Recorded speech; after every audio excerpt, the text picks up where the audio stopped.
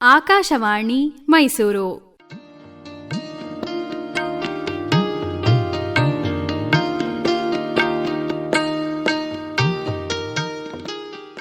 ಇಂದಿನ ಕಾರ್ಯಕ್ರಮದಲ್ಲಿ ವಿಶ್ವ ಆಲ್ಬಿನಿಸಂ ದಿನದ ಸಂದರ್ಭದಲ್ಲಿ ಆಲ್ಬಿನಿಸಂ ಲಕ್ಷಣಗಳು, ಕಾರಣಗಳು ಮತ್ತು ಚಿಕಿತ್ಸೆ ಈ ಕುರಿತು ಮೈಸೂರಿನ ನಾರಾಯಣ ಮಲ್ಟಿಸ್ಪೆಷಾಲಿಟಿ ಆಸ್ಪತ್ರೆಯ ನವಜಾತ ಶಿಶು ತಜ್ಞರು ಹಾಗೂ ಮಕ್ಕಳ ವೈದ್ಯರಾದ ಡಾಕ್ಟರ್ ಮೋನಾ ಕುಲ್ಸುಮ್ ಅವರೊಂದಿಗೆ ಮಾತುಕತೆ.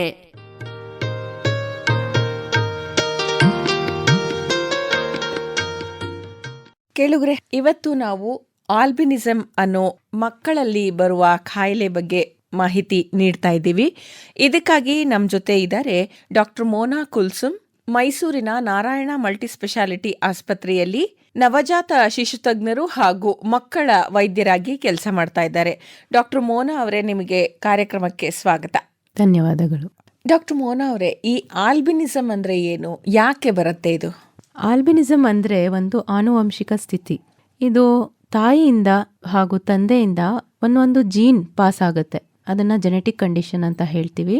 ಇದನ್ನು ಆಟೋಸೋಮಲ್ ರೆಸೆಸಿವ್ ಅಂತ ಕೂಡ ನಾವು ಹೇಳ್ತೀವಿ. ಏನು ಈ ಥರ ಹೇಳಿದ್ರೆ ಅಂದರೆ, ಒಂದು ಜೀನು ತಂದೆಯಿಂದ ಬರುತ್ತೆ, ಒಂದು ಜೀನು ತಾಯಿಯಿಂದ ಬರುತ್ತೆ.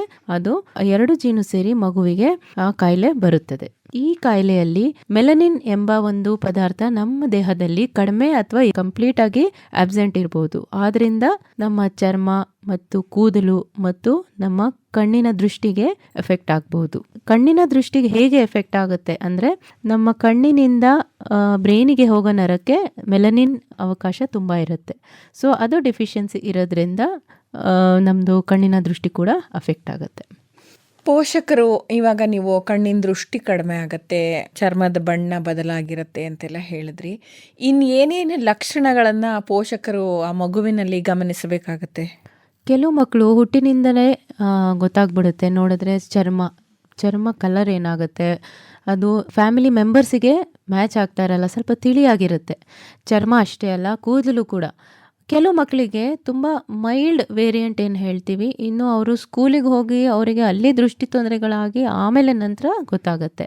ಸಿಂಪಲಾಗಿ ಏನು ಹೇಳಬೇಕು ಅಂದರೆ, ಮಗುವಿನ ಚರ್ಮ ಹಾಗೂ ಕೂದಲಿನ ಬಣ್ಣ ಹಾಗೂ ಕಣ್ಣಿಂದ ಇದರದ್ದು ಬಣ್ಣ ಏನಿರುತ್ತೆ ಅದು ಏನಾದ್ರು ತಿಳಿಯಾಗಿದ್ರೆ, ಅಥವಾ ಮಗುವಿನ ಕಣ್ಣು ಫಾಸ್ಟ್ ಮೂವ್ ಆಗ್ತಾ ಇದ್ರೆ, ಮಗು ನೋಡೋಕ್ಕೆ ತುಂಬ ಕಷ್ಟಪಡ್ತಾ ಇದ್ರೆ, ಒರೆತನ ಎಲ್ಲ ಇದ್ದರೆ, ನಾವು ಅದಕ್ಕೆ ಬೇಗನೆ ಮಕ್ಕಳ ಹಾಗೂ ಕಣ್ಣಿನ ತಜ್ಞರಿಗೆ ತೋರಿಸ್ಕೋಬೇಕು. ಎಷ್ಟು ವರ್ಷದಲ್ಲಿ ಆ ಮಗುವಿಗೆ, ಅಂದರೆ ಇವಾಗ ನೀವು ಹೇಳಿದ್ರಿ ನೋಡಕ್ಕೆ ಅದು ಕಷ್ಟಪಡ್ತಾ ಇದ್ರೆ ಅಂತ, ನಾವು ಯಾವಾಗ ಗುರುತಿಸಬಹುದು ಈ ಮಗುವಿನ ದೃಷ್ಟಿ ಏನೋ ಸಮಸ್ಯೆ ಆಗ್ತಿದೆ ಅಂತ ಯಾವಾಗ ಗುರುತಿಸಬಹುದು ಮೋನಾ ಅವರೇ? ಅರ್ಲಿಯೆಸ್ಟ್ ಏನು ಸೈನ್ ಕಾಣ್ಬೋದು ಅಂದರೆ, ನಾನೇನು ಹೇಳಿದೆ, ನಿಸ್ಟ್ಯಾಗ್ಮಸ್. ಅದೇ ಕಣ್ಣು ಸಡನ್ನಾಗಿ ಈ ಕಡೆ ಈ ಕಡೆ ಅಲಗಾಡುತ್ತೆ. ಇದನ್ನು ನಿಸ್ಟ್ಯಾಗ್ಮಸ್ ಅಂತ ಹೇಳ್ತೀವಿ. ಬಿಕಾಸ್ ಇದನ್ನು ನಾವು 6 ಮಂತ್ಸಿಂದಾನೇ ಅಬ್ಸರ್ವ್ ಮಾಡ್ಬೋದು. ಯಾಕಂದರೆ ನಾವು ಈಗ ಮಗುವಿಗೆ ಕಣ್ಣಿನ ದೃಷ್ಟಿಯಲ್ಲಿ ಸಮಸ್ಯೆ ಆಗ್ತಾ ಇದೆ ಅನ್ನೋದಕ್ಕೆ ಮಗು ಅದನ್ನು ನೋಡಿ ಓದೋಕ್ಕೆ ಅಥವಾ ಏನಾದರೂ ಒಂದು ಕಲರ್ ನೋಡಿ ಹೇಳಲಿಕ್ಕೆ ಅದು ತುಂಬ ದೊಡ್ಡದಾಗಬೇಕು. ಪಾಪು 3 ಇಯರ್ಸ್ ಆಗಲಿ 4 ಇಯರ್ಸ್ ಆಗಲಿ, ಈ ಥರ ನಾವು ಈ ಒಂದು ನಿಸ್ಟ್ಯಾಗ್ಮಸ್ ಅಂತ ಏನು ಹೇಳಿದೆ ಅದನ್ನು ನಾವು ಬೇಗ 6 ಮಂತ್ಸಿಂದನೇ ನಮಗೆ ಗೊತ್ತಾಗ್ಬೋದು.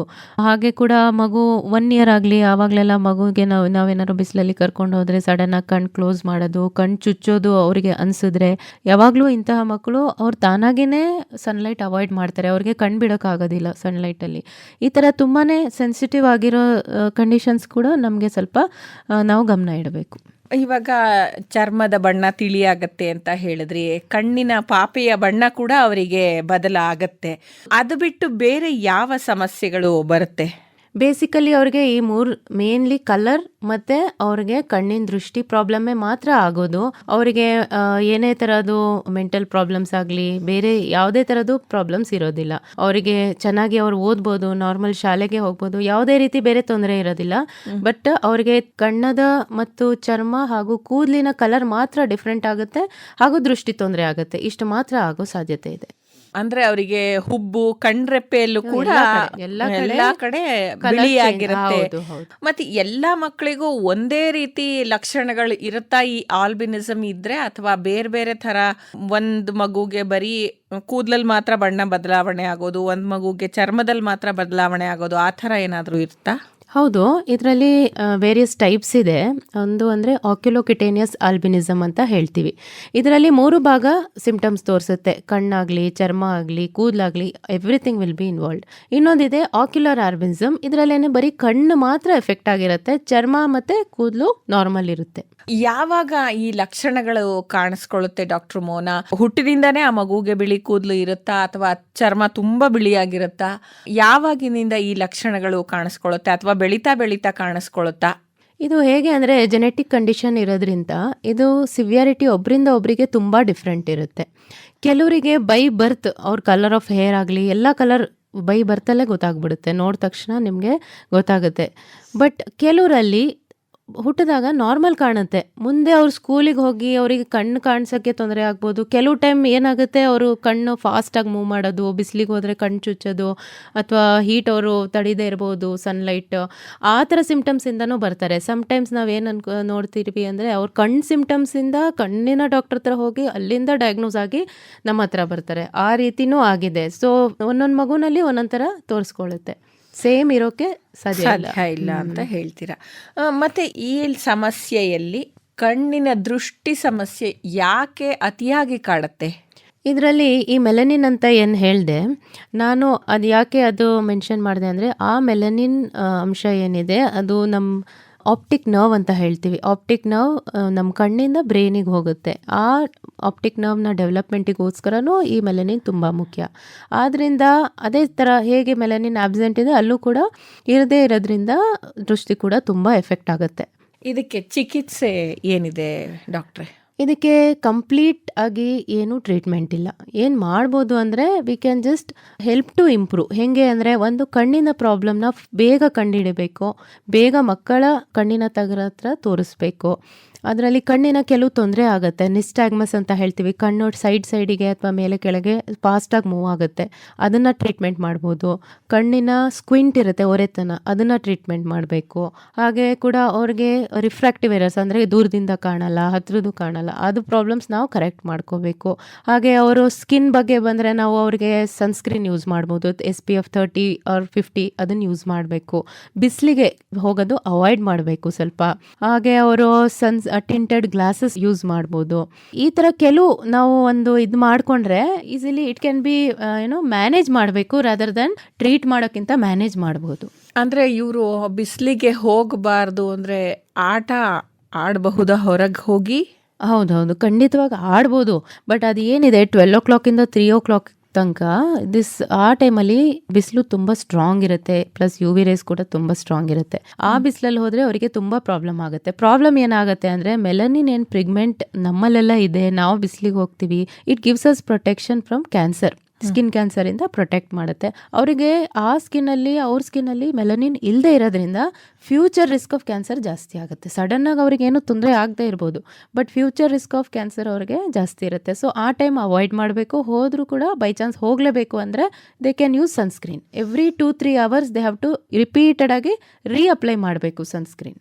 ಹಾಗೆ ಇಡೀ ದೇಹಕ್ಕೆ, ಅಂದ್ರೆ ಐ ಮೀನ್ ಎಲ್ಲೆಲ್ಲಿ ಸನ್ ಎಕ್ಸ್ಪೋಸ್ ಆಗುತ್ತೋ ಆ ಭಾಗಗಳಿಗೆ ನಾವು ಸನ್ಸ್ಕ್ರೀನ್ ಅಪ್ಲೈ ಮಾಡ್ತಾ ಇರಬೇಕು, ಹೋಗ್ಬೇಕಾಗತ್ತೆ ಹೊರಗೆ. ಮತ್ತೆ ಈಗ ಈ ಮಕ್ಕಳು ಹೊರಗೆ ಆಡುವಾಗಿರಬಹುದು ಅಥವಾ ಸ್ಕೂಲಿಗೆ ಹೋಗಕ್ಕೆ ಶುರು ಮಾಡದ ಮೇಲೆ ಇರಬಹುದು, ಬೇರೆ ಮಕ್ಕಳು ಕೀಟ್ಲೆ ಮಾಡ್ತಿರ್ತಾರೆ. ಇವರ ಬಣ್ಣ ಬದಲಾವಣೆ ಆಗಿರೋದ್ರಿಂದ ಇವರು ಹೊರಗೆ ಹೋದಾಗ ಅಥವಾ ಶಾಲೆಗೆ ಹೋದಾಗ ಅಥವಾ ಮನೆಯಲ್ಲಿ ಪೋಷಕರು ಯಾವ ರೀತಿ ಇವರನ್ನ ಸ್ಟ್ರಾಂಗ್ ಮಾಡಬೇಕಾಗತ್ತೆ, ಅದನ್ನ ಒಂಚೂರು ಹೇಳಿ. ಇದರಲ್ಲಿ ಶಾಲೆಗಳು ಕೂಡ ತುಂಬ ಇಂಪಾರ್ಟೆಂಟ್ ರೋಲ್ ಪ್ಲೇ ಮಾಡ್ತಾರೆ. ಪೇರೆಂಟ್ಸ್ ಅಷ್ಟೇ ಅಲ್ಲ, ಪೇರೆಂಟ್ಸಿಗೆ ಅವ್ರ ಮಗು ಅಂದರೆ ತುಂಬ ಇದಿರುತ್ತೆ, ಅವರು ಡೆಫಿನೆಟಾಗಿ ಮಗುಗೆ ಪರವಾಗಿ ಎಲ್ಲ ಹೇಳ್ಕೊಡ್ತಾರೆ, ಮಾಡ್ತಾರೆ. ಬಟ್ ಮನೆ ಹೊರಗಡೆ ಶಾಲೆಯಲ್ಲಿ ತುಂಬ ಸಹಕಾರ ಬೇಕಾಗತ್ತೆ. ಎಸ್ಪೆಷಲಿ ಗುರುಗಳಿಂದ ಸಹಕಾರ ಬೇಕು. ಅವ್ರಿಗೆ ಎಲ್ಲ ಥರ ಸಪೋರ್ಟ್ ಕೊಡಬೇಕು, ಅವರಿಗೆ ನಾರ್ಮಲೈಸ್ ಮಾಡಬೇಕು. ಅವ್ರಿಗೆ ಯಾವುದೇ ಥರ ನಾವು ಸಪ್ರೇಟಾಗಿ ಬಿಹೇವ್ ಅವ್ರ ಜೊತೆ ಮಾಡಬಾರ್ದು. ಬೇರೆ ಮಕ್ಕಳಿಗೂ ಕೂಡ ನಾವು ಹೇಳ್ಕೊಡ್ಬೇಕು. ಅವರಿಗೆ ಫಸ್ಟ್ ಬೆಂಚಲ್ಲಿ ಕೂರಿಸ್ಬೇಕು, ಬಿಕಾಸ್ ಅವರಿಗೆ ವಿಷನ್ ಪ್ರಾಬ್ಲಮ್ಸ್ ಇರ್ಬೋದು, ಅವರಿಗೆ ಮ್ಯಾಗ್ನಿಫೈಯರ್ ಯೂಸ್ ಮಾಡೋಕ್ಕೆ ಸ್ಟಡೀಸಲ್ಲಿ ಹೆಲ್ಪ್ ಆಗ್ಬೋದು, ಅದನ್ನು ಅಲೋ ಮಾಡಬೇಕು ಸ್ಕೂಲಲ್ಲಿ. ಇದನ್ನ ವಾಸಿ ಮಾಡೋದಕ್ಕೆ ಸಾಧ್ಯ ಇಲ್ಲ ಅಂತ ಹೇಳಿದ್ರಿ. ಮತ್ತೆ ಈ ಕಾಯಿಲೆ ಬರೋದಕ್ಕೆ ನಮಗೆ ಏನು ನಾವು ಹಿಂದಿನ ಜನ್ಮದಲ್ಲಿ ಏನೋ ಮಾಡಿದ್ವಿ ಅಥವಾ ಯಾರ್ದೋ ಶಾಪ ಇದೆ ಆ ಥರ ಎಲ್ಲ ಮಿತ್ಸ್ ಎಲ್ಲ ತುಂಬ ಇದೆ ಅಂತ ಕೇಳ್ಪಟ್ಟಿದ್ದೀನಿ. ಯಾಕೆಂದರೆ ಸಾಮಾನ್ಯವಾಗಿ ಈ ವಿಟಿಲಿಗೋ ಬಂದ್ರೇ ಇದೇ ಒಂದು ಶಾಪದಿಂದ ಬಂದಿರೋದು ಅಂತ. ವಿಟಿಲಿಗೋ ಅಂದರೆ ಚರ್ಮದ ಅಲ್ಲಲ್ಲಿ ಬಿಳಿ ಆಗೋದು ಅಂತ. ಆದರೆ ಇದು ಮೈ ಬಣ್ಣ ಪೂರಾ ನಮಗೆ ಬಿಳಿ ಆಗತ್ತೆ ಅಂತ ಅಂದರೆ ಅವ್ರು ಅದನ್ನು ಇನ್ನೂ ತಪ್ಪು ಅಂತ ಅಂದ್ಕೊಂಡ್ಬಿಡ್ತಾರೆ. ಈ ತಪ್ಪು ಕಲ್ಪನೆಗಳ ಬಗ್ಗೆ ಹೇಳೋದಾದರೆ ಇದು ಖಂಡಿತವಾಗ್ಲೂ ಆ ಥರ ಏನಿಲ್ಲ. It is basically purely genetic condition. ತಾಯಿಯಲ್ಲಿ ಒಂದು ಜೀನ್ ಇರುತ್ತೆ, ತಂದೆನಲ್ಲೂ ಅದೇ ಥರ ಜೀನ್ ಇದ್ದರೆ ಅದು ರೇರ್ ಜೊತೆಯಲ್ಲಿ ಬರೋದು. ಆ ಥರ ಯಾರಿಗೂ ಗೊತ್ತಿರಲ್ಲ ಯಾವ ಜೀನ್ ಯಾವ ಹತ್ರ ಇದೆ ಅಂತ. ಅವ್ರ ತಂದೆ ತಾಯಿನಲ್ಲಿ ಏನೂ ಅದು ಸಿಂಪ್ಟಮ್ಸ್ ತೋರಿಸ್ಕೊಂಡಿರಲ್ಲ. ಅದು ಯಾವಾಗಲೂ ಇಬ್ಬರಿಂದ ಬಂದರೆ ಮಾತ್ರ ತೋರಿಸ್ಕೊಳ್ಳುತ್ತೆ. ಆ ಸ್ಥಿತಿನಲ್ಲಿ ಮಾತ್ರ ಆ ಥರ ಬರೋ ಸಾಧ್ಯತೆ ಇರುತ್ತೆ. ಈಗ ನಾವು ನೋಡ್ತೀವಿ, ತಂದೆ ತಾಯಿ ನೋಡೋಕೆ ಚೆನ್ನಾಗಿರ್ತಾರೆ, ನಾರ್ಮಲ್ ಇರ್ತಾರೆ, ಅವ್ರಿಗೆ ಯಾಕಪ್ಪ ಅವರಲ್ಲೂ ಇತ್ತು ಇವರಲ್ಲೂ ಇತ್ತು ಜೀನು, ಮಗು ಯಾಕೆ ಹಿಂಗಾಯ್ತು, ಏನೋ ಒಂದು ತಪ್ಪಿರ್ಬೋದು ಅಂತ ಅನ್ಕೋತಾರೆ. ಸೊ ತಾಯಿನಲ್ಲಿ ಒಂದು ಜೀನ್ ಇರುತ್ತೆ, ಸೊ ತಾಯಿ ನಾರ್ಮಲ್ ಇರ್ತಾರೆ. ತಂದೆನಲ್ಲೂ ಒಂದು ಜೀನ್ ಇರುತ್ತೆ, ಅವರು ನಾರ್ಮಲ್ ಇರುತ್ತೆ. ಆದರೆ ಮಗುನಲ್ಲಿ ತಂದೆಯಿಂದ ಒಂದು ತಾಯಿಯಿಂದ ಒಂದಾಗಿ 2 ಜೀನ್ ಬರುತ್ತೆ. ಯಾವಾಗ 2 ಜೀನ್ ಬರುತ್ತೆ, then the disease become severe. ಆವಾಗ ಮಾತ್ರ ಕಾಣಿಸ್ಕೊಳ್ಳುತ್ತೆ. ಅದು ಯಾರು ಗರ್ಭಾವಸ್ಥೆಯಲ್ಲಿ ಏನೋ ಮಾಡಿರೋದಾಗಲಿ ಮಾಡದೇ ಇರೋದಾಗಲಿ ಶಾಪನಾಗಲಿ ಅದು ಏನೂ ಇರೋದಿಲ್ಲ. ಇನ್ನೊಂದೇನು ಅಂದರೆ ಅದು ಮುಟ್ಟದಿಂದ ಬರೋಂಥದ್ದು ಅಲ್ವೇ ಅಲ್ಲ. ತುಂಬ ಜನ ಹೆದರ್ಕೋತಾರೆ, ಮುಟ್ಟಕ್ಕೂ ಹೆದರ್ಕೋತಾರೆ. It is nothing like that. ಅವರಿಗೆ ಸ್ಕೂಲಲ್ಲೇ ನಾವು ಮಕ್ಕಳಿಗೆ ಹೇಳ್ಕೊಡ್ಬೇಕು, ಈ ಥರ ಏನಿಲ್ಲ, ನಾರ್ಮಲೈಸ್ ಮಾಡಬೇಕು ಅವ್ರಿಗೆ. ಮತ್ತೆ ಇದು ವಾಸಿ ಆಗೋದಿಲ್ಲ ಅಂತ ನೀವು ಮೊದಲೇ ಹೇಳಿದ್ರಿ. ಆದರೆ ಇತ್ತೀಚಿನ ಸಂಶೋಧನೆಗಳಲ್ಲಿ ಏನಾದರೂ ಮುಂದುವರೆದಿದೆಯಾ? ಈ ಕಾಯಿಲೆ ಬಗ್ಗೆ ಏನಾದರೂ ಗುಣಪಡಿಸೋದ್ರ ಬಗ್ಗೆ ಅಥವಾ ಮ್ಯಾನೇಜ್ ಮಾಡೋದ್ರ ಬಗ್ಗೆ ಏನು ಹೊಸ ಸಂಶೋಧನೆಗಳು ಏನಾಗಿದೆ? ತುಂಬ ಟ್ರಯಲ್ಸ್ ನಡೀತಾ ಇದೆ. ಇನ್ಫ್ಯಾಕ್ಟ್ ಸ್ಕಿನ್ ಕಲರ್ ಆ ಥರ ಆದಮೇಲೆ ಅದಕ್ಕೆ ಸ್ವಲ್ಪ ಲೈಟಾಗಿ ನಾವು ನಾರ್ಮಲೈಸ್ ಸ್ಕಿನ್ ಕಲರ್ ಮಾಡಲಿಕ್ಕೋಸ್ಕರ ಎಲ್ಲ ತುಂಬ, ಅಥವಾ ಜೀನ್ ರೀಪ್ಲೇಸ್ಮೆಂಟು ತುಂಬ ಟ್ರಯಲ್ಸ್ ನಡೀತಾ ಇದೆ. ಟು ಸಮ್ ಎಕ್ಸ್ಟೆಂಟ್ ತುಂಬ ಜನ ಅದರಲ್ಲಿ ಹೆಲ್ಪ್ ಆಗಿದೆ. ಬಟ್ ಅದು ಕಂಪ್ಲೀಟಾಗಿ ಸಂಪೂರ್ಣವಾಗಿ ಕ್ಯೂರ್ ಅಂತ ಹೇಳೋಕ್ಕಾಗಲ್ಲ. ಲೈಕ್ ಐ ಟೋಲ್ಡ್, ಮ್ಯಾನೇಜ್ ಮಾಡಬೇಕು, ಅವ್ರಿಗೆ ಹೆಲ್ಪ್ ಆಗಬೇಕು. ಐಸ್ ಪ್ರಾಬ್ಲಮ್ ಆಗಲಿ, ಸ್ಕಿನ್ ಪ್ರಾಬ್ಲಮ್ ಆಗಲಿ, ಏನೇ ಆಗಲಿ ಮ್ಯಾನೇಜ್ ಮಾಡೋಕ್ಕೆ ಸಾಧ್ಯತೆ ಆಗಿದೆ. ಕಂಪ್ಲೀಟ್ ಕ್ಯೂರ್ ಇಲ್ಲಿ ಗಂಟ ಆಗಿಲ್ಲ. ಅದು ಕಾರ್ಯಕ್ರಮದ ಕಡೆಯದಾಗಿ ಕೇಳುಗರಿಗೆ ಏನು ಹೇಳಕ್ಕೆ ಇಷ್ಟಪಡ್ತೀರಾ? ಏನು ಅಂದರೆ, ಈ ಸ್ಥಿತಿಯಲ್ಲಿ ಇದು ಆನುವಂಶಿಕವಾಗಿರೋದ್ರಿಂದ ನಾವು ಮಗುವನ್ನು ನೋಡಬೇಕು, ಆ ಸ್ಥಿತಿಯನ್ನು ನೋಡಬಾರ್ದು. ಈ ಮಗು ಕೂಡ ಎಲ್ಲ ಮಕ್ಕಳು ಥರ ಕನಸು ಕಾಣ್ಬೋದು, ಓದ್ಬೋದು, ಸಾಧಿಸ್ಬೋದು, ಎಲ್ಲ ಮಕ್ಕಳು ಥರ ಆಟ ಆಡ್ಬೋದು. ಯಾವುದೇ ಕಾರಣಕ್ಕೂ ಅವರಿಗೆ ಬೇರೆ ಅಂತ ಫೀಲ್ ಮಾಡಿಸ್ಬಾರ್ದು ನಾವು.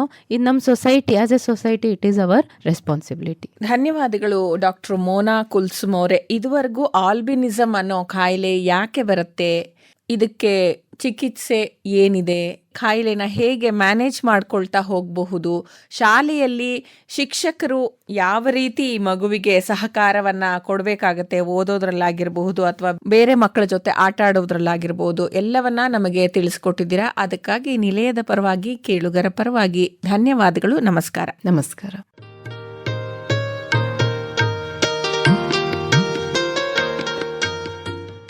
ಇದುವರೆಗೂ ವಿಶ್ವ ಆಲ್ಬಿನಿಸಂ ದಿನದ ಸಂದರ್ಭದಲ್ಲಿ ಲಕ್ಷಣಗಳು, ಕಾರಣಗಳು ಮತ್ತು ಚಿಕಿತ್ಸೆ ಈ ಕುರಿತು ಮೈಸೂರಿನ ನಾರಾಯಣ ಮಲ್ಟಿ ಸ್ಪೆಷಾಲಿಟಿ ಆಸ್ಪತ್ರೆಯ ನವಜಾತ ಶಿಶು ತಜ್ಞರು ಹಾಗೂ ಮಕ್ಕಳ ವೈದ್ಯರಾದ ಡಾಕ್ಟರ್ ಮೋನಾ ಕುಲ್ಸುಮ್ ಅವರೊಂದಿಗೆ ಮಾತುಕತೆ ಕೇಳಿದಿರಿ.